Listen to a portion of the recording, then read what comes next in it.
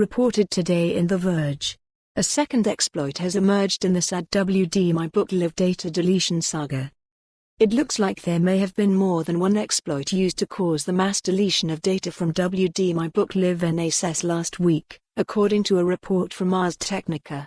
When news broke that people were finding that their data was missing, some, including WD itself, pointed to a known exploit from 2018, which allowed for root access of the device. However, it appears as though there's more going on than was initially suspected.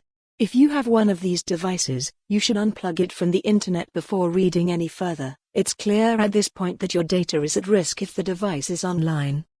The second exploit, reported by Ars Technica, doesn't give an attacker full control over the device like the other exploit. It just allows them to remotely wipe the device without having to know the password. Tragically for those who lost data, it seems that code that would have prevented this was actually present in the WD-MyBookLive software, but it appears to have been commented out, or deactivated, by WD at some point. Because of this change, the software didn't run authentication when asked to do a factory reset. WD had stopped supporting these devices in 2015. While the exploit has been around since at least then, it's not necessarily a scenario where an obvious security issue persisted through years and years of updates. The question still remains, though, as to why hackers decided to factory reset the devices.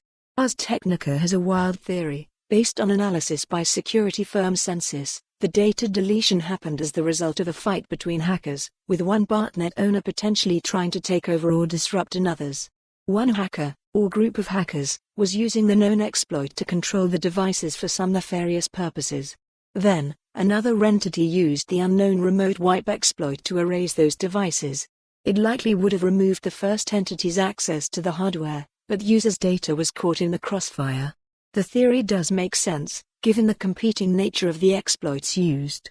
Why would a hacker burn a previously unreported exploit to factory reset the machines after already having root access?